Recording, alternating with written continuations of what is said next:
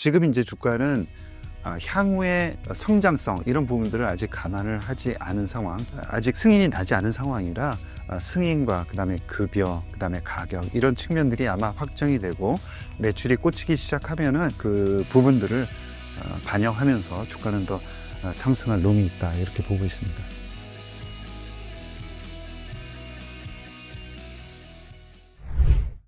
안녕하십니까?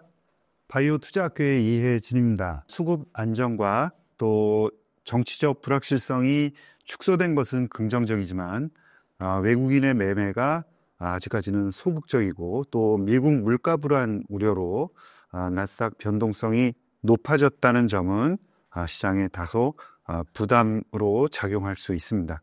시장보다는 개별 기업 단위에서 호재를 좀 기다려 봐야 될 것 같습니다. 그러면 한 주간의 바이오 소식을 정리하고 다음 주를 대비하는 위클리 바이오 뉴스 시작하겠습니다. 최근 주간 이제 기업들의 주가를 보면 뭐 10%대, 높게는 뭐 20% 가까이도 상승을 한 기업들이 있어요. 그러면 어느 정도 이제 바이오 시장의 어떤 회복세가 좀 안정적으로 돌아갔다라고 볼 수 있는, 평가할 수 있는 부분이 있을까요? 한 주간에 그렇게 올랐던 거는 정치적인 상황이 상당히 안정되었기 때문인데요. 그거는 또 거꾸로 뒤집어 놓고 보면은 이제 정치적인 불안 요소 때문에 많이 빠졌던 부분이 반등을 했다라고 볼 수가 있고요. 반등폭이 컸던 기업들을 몇면을 보면은 핵심주들이 반등폭이 컸습니다. 그래서 주도주들의 상승폭이 컸던 부분을 여러분들 좀 이해를 하셔야 될 것 같고요. 이제 부익부 빈익빈 현상이 상당히 심화되고 있다라는 거예요. 그래서 반등이 나올 때도 주요 종목들의 반등폭이 큰 반면 그렇지 못한 기업들의 주가 반등폭은 상당히 제한적이었다라고 볼 수 있습니다. K바이오뿐만이 아니라 이제 해외 바이오 시장도 함께 본다고 하면 저희가 이제 오늘 저녁 17일 밤에는 FOMC 의회가 열릴 예정이고 금리 인하가 예상된다라는 좀 뉴스들도 많이 있어요. 미국 경제 지표 동향을 좀 본다고 하면 저희가 해외 바이오 시장을 좀 어떻게 봐야 할까요? 최근에 금리 인하하고 그다음에 바이오 주가하고 약간 엇갈립니다. 무슨 얘기냐면 금리는 당연히 0.25 떨어질 것이다 이렇게 이제 예측을 합니다. 그런데 시장이 우려하는 것은 지금이 아니라 향후이거든요. 그래서 바이오 주식이 최근에 이제 좋지 않은 것도 트럼프 2기 행정부가 들어서면서 물가에 대한 불안, 지금은 괜찮지만 아직 들어서지 않았지 않습니까? 그래서 들어와서 여러 가지 이제 그 물가 불안을 일으킬 수 있는 여러 가지 정책들을 앞으로 펼칠 것인데 막상 그렇게 됐을 때 물가가 어느 정도 올라갈 것이며, 그렇죠? 내년 하반기에는 오히려 이제 금리 인상 이런 얘기도 나오는 상황입니다. 그래서 지금보다는 향후에 대한 불안감이 클 수밖에 없고요. 어느 정도 시간이 지나면서 트럼프의 정책이 나오고 그럼에도 불구하고 물가는 상당히 안정적이다라는 그런 시그널이 어느 정도 좀 확보가 되어야지만 금리에 대한 영향을 우호적으로 받을 수 있지 않을까 그렇게 생각을 합니다. 그래서 당초에는 이제 트럼프 정부가 들어서기 전까지는 내년에는 완만히 이제 금리가 떨어지는 게 당연하다 이렇게 생각을 했었는데 지금은 그 금리 인하 횟수가 상당히 줄어드는 상황이고요. 따라서 내년도 상반기를 좀 지켜봐야 되지 않을까. 그 전에는 그런 예측들에 의해서 아직 벌어지지 않은 그런 예측들에 의해서 바이오를 이제 다소간 압박하는 그런 상황이 나타날 수 있다 이렇게 생각을 합니다. 국내 바이오 시장에 여러 가지 질병이라던가 분야들이 있긴 한데 좀 2024년에 제일 화제가 됐던 분야라고 하면 어디일까요? 아무래도 비만 치료제가 질병 쪽에서는 가장 화두가 되었다라고 볼 수가 있고요. 비만 치료제는 올해뿐만이 아니라 내년에도 이제 시장의 각광을 받을 것 같습니다. 그리고 현재 비만 치료제에서 좋은 성과를 나타내고 있는 이제 미국 나스닥에 상장되어 있는 일라이 릴리가 시가총액이 큽니다. 근데 향후 2030년까지 꾸준하게 성장하면서 가장 많이 팔리는 약, 젯바운드, 그 다음에 노보노디스크 이렇게 이제 순위를 차지할 것 같습니다. 그러니까 앞으로도 한 5, 6년 정도는 비만 치료제가 계속해서 각광을 받을 수밖에 없다는 거고요. 비만 치료제 그 안에서도 여러 진화가 나타날 것이다 라는 점. 그리고 일라이릴리와 또 노브노디스크 이 두 과점하고 있는 회사들과 협업을 이루면서 또 성장해 나가는 아주 중요한 성장의 계기를 맞는 기업들도 다수 나올 것이다 라고 생각합니다. 저희가 또 계속 지속적으로 또 보고 있는 기업이 이제 루닛인데요. 루닛에 대해서 또 새로운 어떤 소식이나 말씀 주셔야 될 어떤 동향들이 있을까요? 최근에 보면은 루닛 스코프와 관련한 이야기들이 많이 나오고 있죠. 그래서 아스트라제네카와 이제 연구 개발 협업을 체결한다든가 또 루닛 스코프로 새로운 이제 연구 결과들 이런 결과들을 발표를 하고 있습니다. 그래서 이번에 이제 최근에 발표한 그런 연구 내용들을 보면은 한 개의 그 데이터셋을 가지고, 그러니까 한 개의 그 암 단위 데이터셋을 가지고 연구 개발하는 것보다는 다양한 데이터셋을 가지고 연구 개발한 AI가 훨씬 더 성능이 좋다라는 거죠. 그래서 이거는 이제 새로운 암이 나왔을 때, 전혀 다른 새로운 암이 나왔을 때 진단 가능성이 있다는 것을 의미하거든요. 그래서 향후 그 루닛이 지향하는 것은 AI 통합 솔루션을 지향을 하고 있습니다.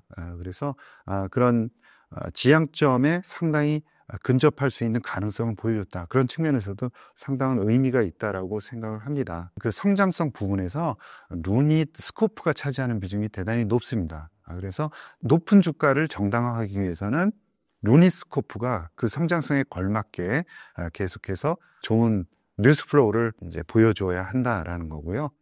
루닛 스코프 관련해서 동반진단 관련한 아스트라제네카하고의 그런 협업 계약이 있었기 때문에 점차 더 그 계약을 다른 회사들 그리고 다른 의약품으로 확장해 나가는 그런 확장성을 좀 기대해 봐야 되겠다라고 생각합니다.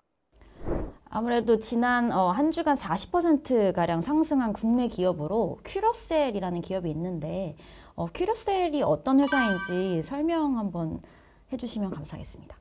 큐러셀은 카티하는 회사입니다. 카티라면은 여러분들 지금 혈액암의 꿈의 치료제라고 해서 몇 년 전에 상당히 이름을 날렸던 치료제인데요. 최근 들어서면서 약간 이제 카티에 대한 관심들이 좀 뜸한 게 사실입니다. 최근에 6개 정도 카티가 나왔는데요. 카티라는 것은 암세포를 잘 찾아낼 수 있는 그런 안테나를 하나 장착한 T세포다, 면역세포다 이런 거죠. 근데 면역세포 중에 T세포는 암세포를 만나도 쉽게 예를 들면은 도둑놈이 이제 밤길을 가다가 이제 경찰을 맞닥뜨린 거예요. 그래서 주민등록증을 보여달라 이렇게 얘기하면은 주민등록증이 만약에 없다 그러면은 아마 약간 의심을 받을 수도 있겠죠. 이 T세포는 그 주민등록증을 암세포가 보여주지 않는데도 불구하고 그냥 돌려보내는 거예요. 그래서 이제 그런 허점을 만회하기 위해서 유전자를 조작합니다. 그래서 T세포에는 암세포를 판단하는 그런 수용체가 있는데 이 수용체를 조금 더 성능이 좋은 놈으로 유전자 조작해서 바꿔 끼워준 거죠. 그래서 약간 개선된 성능을 가진 T세포가 바로 카티라는 겁니다. 이제 큐러셀의 안발셀이라는 이제 제품이 이제 상업화를 맞이하게 된 거죠. 그래서 국내 식약처의 이제 승인, 그리고 요번에 보면은 승인뿐만이 아니라 또 급여라든가 약가 이런 일련의 심사 과정들을 한꺼번에 동시에 진행하는 그런 프로세스를 밟음에 따라서 내년도에 좀 상업화 단계를 좀 단축시킬 수 있다. 이런 소식이 나오고 있습니다. 그래서 그런 소식에 의해서 주가가 좀 많이 상승했다라고 볼 수 있습니다. 큐러셀은 말씀 주신 것처럼 카티 치료제인데 최근에 신약 승인에 대한 기대감 때문에 올라가고 있는 것으로 보입니다.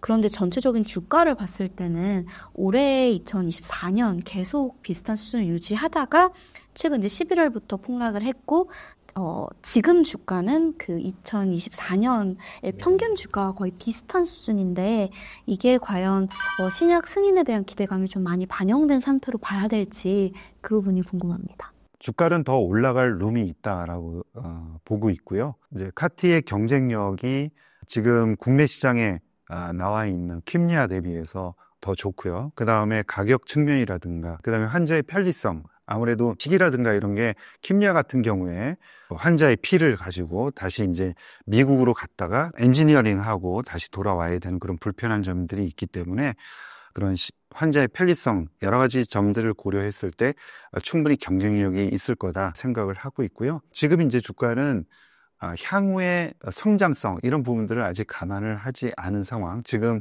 아직 승인이 나지 않은 상황이라 승인과 그다음에 급여, 그다음에 가격 이런 측면들이 아마 확정이 되고 매출이 꽂히기 시작하면은 그 부분들을 반영하면서 주가는 더 상승할 룸이 있다 이렇게 보고 있습니다. 지금 신약 신청이 되냐 마냐가 굉장히 중요한 문제인 것 같아서 이 부분에 대해서도 자세히 여쭤보고 싶은데요.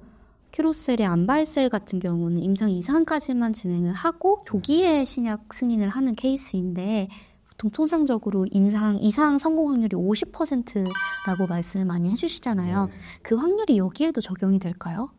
일단은 임상 2상에서 충분한 데이터를 확보했다 이렇게 이제 봐야 될 것 같고요. 그 다음에 그 치료 효과가 상당히 뛰어나게 나왔습니다. 그래서 그런 점들을 이제 고려를 해서 조기 승인 이제 하는 것으로 알고 있고요. 그 후에도 환자들에 대한 지속적인 모니터링, 그 다음에 후기 임상이라고 그러죠. 그런 부분들이 진행이 될 것으로 그렇게 생각을 합니다. 물론 이제 환자들한테 직접 치료한 그런 데이터들을 향후에 이제 식약처에서도 계속 관찰을 하겠죠. 그래서 그런 부분에 대해서 전혀 지금 임상 2상과 동떨어지지 않은 그런 데이터들이 나온다 그러면 꾸준하게 팔릴 것으로 그렇게 생각을 합니다. 그러면 신약 승인이 되고 나서 실제 상업화가 되는 그 부분이 이제 큐로셀의 상승에 좀 더 중요한 원동력이 될까요? 이제부터는 숫자로 이야기를 해야 될 겁니다. 그래서 승인이 아직 나오지 않았기 때문에 승인이 나오고 그다음에 판매하는 과정 이런 부분들이 있을 것 같고요. 판매되는 그런 속도라든가 이런 부분들이 상당히 중요할 것 같습니다. 그래서 생산 체제를 갖추고 있기 때문에 환자에 대한 대응 이런 부분에 대해서는 큰 문제가 없지 않을까 그렇게 생각을 합니다. 마지막으로 안발셀은 이제 국내 승인에 대한 건인데 해외에 대한 또 확장 계획이 있는지 혹은 국내에만 진행했을 때도 충분히 시장성이 있을지가 궁금합니다. 국내 시장만 하더라도 일단 성장성은 있다 이렇게 봐야 될 것 같고요. 카티라는 게 이제 생산 시설이 대단히 중요하지 않습니까? 그래서 경쟁 약품 같은 경우에는 미국에서 했다가 미국에서 엔지니어링하고 다시 이제 와야 되는 그런 그 불편함들이 있는 거죠. 그래서 아마 그 진행을 할 때 해외 기업하고 진행을 할 때는 또 임상 진행하는 그런 부분들은 따로 이제 해야 될 것으로 이제 보이고요. 그 다음에 그 나라 기업과 같이 협업을 해서 아마 기술이 넘어가고 또 생산할 수 있는 엔지니어링하고 이렇게 할 수 있는 그런 시설을 해당 국가에다가 확보하면서 그렇게 협업이 진행되지 않을까 그런 생각을 합니다. 연말 지금 시점에서 개인 투자자들이 바이오 관련된 주식이나 이런 것들에 투자를 할 때 어떤 식으로 좀 전략을 가져가면 좋을까요? 지금 좀 전에 서두에 말씀드린 것처럼 시장의 환경이 아주 우호적이지는 않습니다. 그러니까 금리가 상당히 중요했죠. 지금 과거 2, 3년 동안 금리의 지배를 받아왔고 압력을 받아왔습니다. 그럼에도 불구하고 다시 또 금리에 대한 우려감이 나오는 상황이죠. 이럴수록 펀더멘탈을 좀 강조하지 않을래야 않을 수가 없습니다. 그래서 시장이 우호적으로 변하는 것을 기대하는 게 아니라 스스로 동력을 갖추고 있는 회사들을 집중적으로 봐야 된다라는 것이고요. 두 번째는 자금을 충분히 들고 있는 회사만을 이제 투자 대상으로 선택을 해야 된다라는 겁니다. 그래서 이제 금리 인하에 대한 전체적인 바이오 시장의 우호적인 그런 영향 이런 것들을 기대하기는 상당히 좀 시기상조다라는 것을 여러분들 감안을 하셔서 펀더멘탈이 아주 탄탄하면서 그리고 현금도 많이 들고 있는 그런 기업들 위주로 해서 좀 집중해서 보셔야 될 것 같습니다.